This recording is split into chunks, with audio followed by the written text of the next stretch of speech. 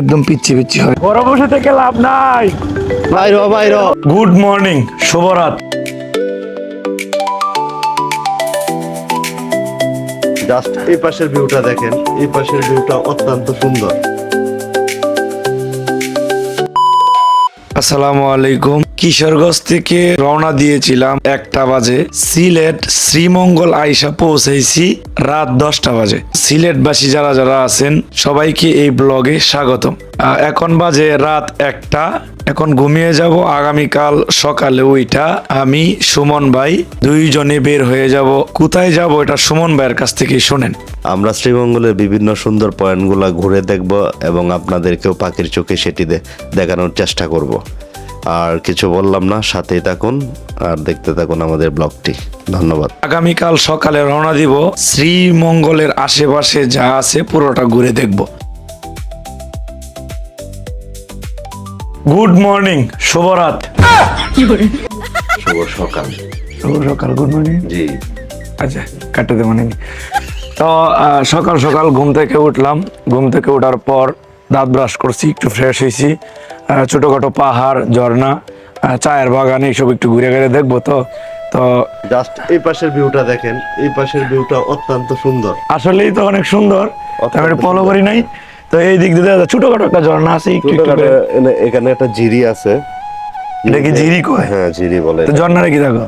ঝর্ণা তো হয় বড়, আর ছোটগুলাকে বলা হয় জিরি। ওই একটু হেরে আইলে ছোটগুলো মানে রেবার মতো আইলে এটা হইছে জিরি।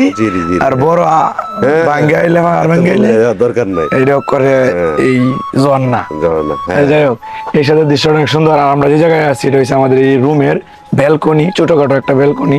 তো আমাদের রুম তো রাতে দেখলে নেই, তো সাথেই থাকুন। আর সুমন ভাই কাপড় পরে রওনা দিয়েছেন। তো আমরা এখন রুম থেকে বাইরে যাচ্ছি। এই যে আমাদের গাড়ি এখানে রাখা আছে, তো গাড়ি আমি চালাইবাম এখন। সকালে নাস্তা করার জন্য একটা হোটেলে দাঁড়াইলাম। পাশে দেখলাম পাহাড়ি আনারস। ভাই এটা কি পাহাড়ি আনারস? এটা পাহাড়ি লোকালটা সিজনের পর। পাহাড়ি না? তো পাহাড়ি আনারস কিন্তু এত বড় হয় না, একদম পিচ্ছি পিচ্ছি হয়। কারণ এটি সার দিয়ে মারাই না, তো সার দিয়ে করলে এটি থাকে আর কি, বড় হয়ে যায়। আর এটি পাহাড়ের অথেন্টিক একদম। তো পাহাড়ি আনারস বাড়িতে যাওয়ার সময় সাথে করে নিয়ে যাই। একটা হোটেলে ঢুকলাম সকালে নাস্তা করার জন্য।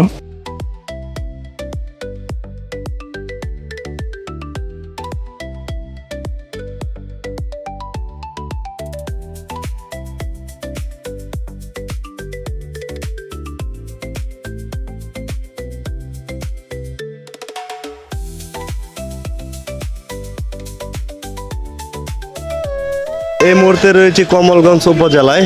আমরা যাব হামহাম জলপ্রপাতে। চলেন আপনাদের নিয়ে যাই। আমরা এখন দাঁড়িয়েছি, এটা হচ্ছে রানীর বাজার। জানেন এখানকার রাজাকে। এখানে আবু সামা বেল কিনবে। হ্যাঁ, আবু সামা কোমরের বেল্ট কিনবে। দড়ি দিয়ে এটা বেঁধে রাখছে। রশি রে কোমর বাঁধতে দিয়েছি। এখন আমরা এমন একটা পরিস্থিতির মাঝে আছি, সকাল রাইতের 1টা বাজে কইছে, সকাল 7টা বাজে রওনা দিছি। এবারে কিশোরগঞ্জ একটু দেরি হয়েছে। আসলে হুটহাট প্ল্যান চালাই চলে আসছে এই শ্রীমঙ্গলে। যদি প্ল্যান লিয়ে তাহলে তো বেল লোকের কোমরের বেলটা তো কোমরের লোকের কোমরের রশি বাঁধতে চলতেছি, তো বেল কিনছি আমরা। বেলটা খুব দামি, রোলেক্সের বেল এটা। শোন ভাই, এই যে সার গাছগুলো দেওয়া হইতেছে, এটি কি গুড়া হয় বেশি পরে বেশি যাওয়ারে? না না না, এই পাতাই তো করে মেশিনের মাধ্যমে এগুলা গুঁড়া করে চা পাতা তৈরি করে। এটা পাতাই কা। হ্যাঁ হ্যাঁ। এই মুহূর্তে চা বাগানের অসম্ভব একটি সুন্দর রাস্তা দিয়ে যাচ্ছি। দুপাশে চা বাগান। আসলে এই পরিবেশটা এত ভালো লাগতেছে, এটা বলার মতো না। অসম্ভব সুন্দর এই জায়গাটি।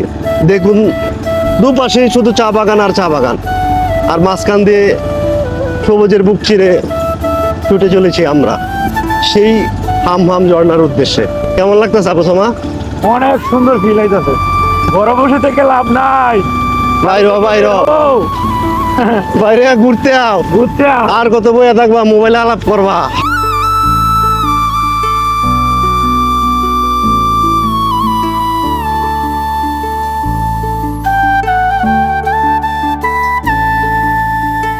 আমরা ছুটে চলেছি হাম্মামের উদ্দেশ্যে, আমাদের গন্তব্যস্থল হাম্মামে।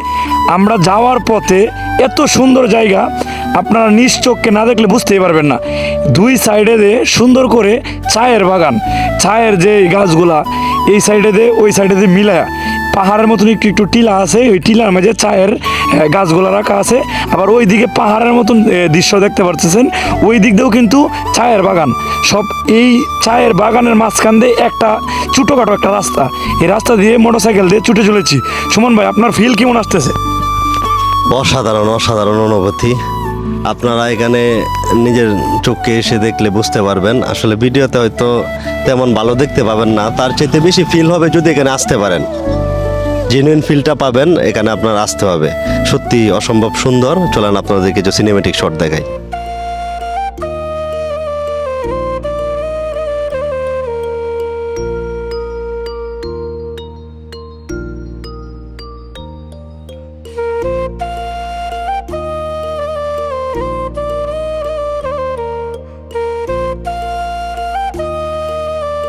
এই পাশে ওই পাশে দুই পাশে চায়ের বাগান, মাঝখান দিয়ে এক রাস্তা।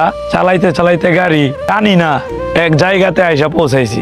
জায়গাটা অনেক সুন্দর, পিছনে পাহাড় আর ছোট্ট একটা ঘর দেখা যাইতেছে। ওই জায়গায় ছায়া নেওয়ার জন্য যারা যারা চার পাতি তোলে, ওই পাতিগুলা তোলার পরে বস্তায় ভরার পরে যখন রোদ আসে, ওই রোদের জন্য ছোট্ট একটা কুড়ের ঘর, ওই কুড়ের ঘরেতে আইসা আদিবাসীরা রোদের থেকে বাঁচার জন্য ছায়াতে আইসা বসে।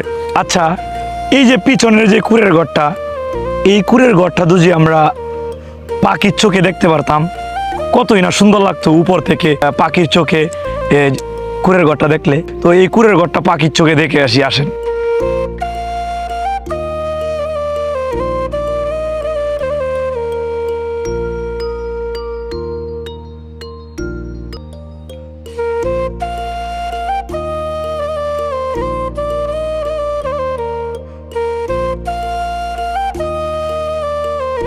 এখানে আদিবাসীদের বেড়া রাখা আছে এই যে ঘরে।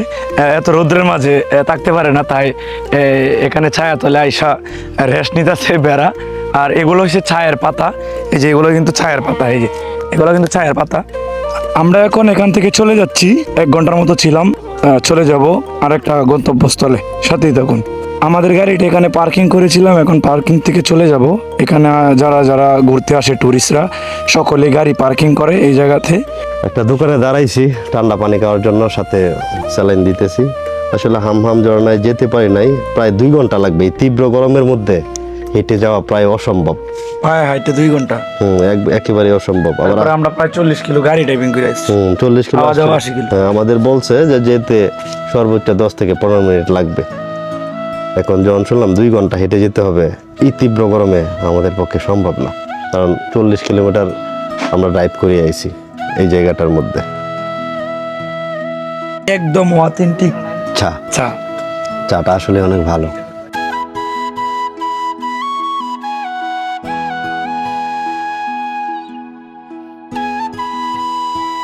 গাড়ি দিয়ে আমরা চলে যাচ্ছিলাম, রাস্তায় একটা ছোট মাটির ঘর দেখা যাচ্ছে। এই যে পিছনে যে মাটির ঘরটা আছে, এই যে মাটির ঘর, ওই মাটির ঘরের জন্য সুমন ভাই ড্রোন ক্যামেরা উড়াই দিব। এই যে সুমন ভাই ড্রোন ক্যামেরা সেট আপ নিতেছে। আর ওদের যে বাড়ির যে সুন্দর সুন্দর গেট, এই গেটগুলা কিন্তু এই যে এটা কত সুন্দর একটা গেট, আদিবাসীদের থাকার জায়গাগুলা। আর আমাদের এখানে আমাদের এলাকায় বাউন্ডারিগুলো থাকে দেওয়ালের, আর এটা হচ্ছে বাঁশের। হ্যাঁ, বাঁশের দেওয়াল। তো খুবই সুন্দর, এদিক দিয়ে যা আছে সব মাটির ঘর। তো সুমন ভাই একটা ঘর দেখে খুবই ভালো লাগছে, এই ঘরের একটা ড্রোন শুট নিবে। তো সুমন ভাইয়ের চোখে বাজলো এই যে এই ঘরটা, পিছনের ঘরটা খুবই সুন্দর। আর যদি পাখির চোখে দেখা যায় উপর থেকে খুবই সুন্দর লাগবে। তো যে এই ঘরটার একটা ভিডিও নিবে আর কি, মাটির ঘর। আমরা এদিকে ড্রোন শুট নিতেছি, আর এদিক দিয়ে দেখেন গ্রামের পোলাপানগুলা ছায়া দেখতেছে ড্রোন শুট। আর আমরা কিন্তু ফোকাস করতেছি এই যে কুড়ের ঘরটা, মাটির ঘরটা, ওইদিকে ফোকাস করতেছি আমরা। আর ওই দিক দিয়ে দেখেন, হাই তালি দেবা। হ্যাঁ, ঠিক আছে। হ্যাঁ, বুঝছি। তুমি কি তীর মারো? এই যে শিকারি, হ্যাঁ, ছোট থেকে শিকারিগিরি শিখতেছে, কেমনে বাঘ ভাল্লুক মারতে হইব।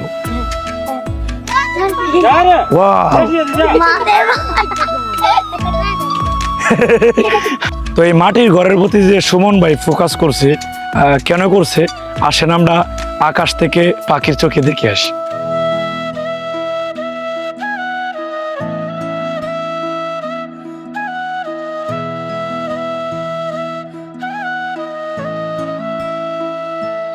তো ওরা যারা আছে মাটির ঘরে বসবাস করে তারা ভাবতেছে যে আমরা বিদেশ থেকে আসছি।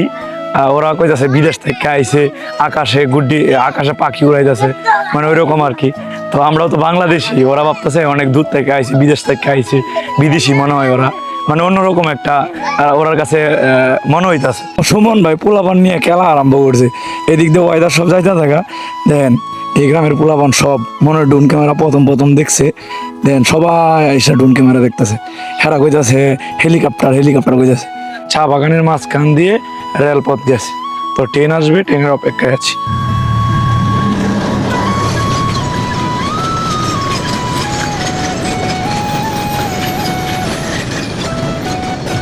এখন যে ট্রেনটা এদিক দিয়ে গেছে এটা আপনার একদম পাহাড়ের উঁচু জায়গা দিয়ে রাস্তা করা হয়েছে, বাগানের মাঝখান দিয়ে যাবে আর গহীন জঙ্গল এটার ভিতর দিয়ে যাবে।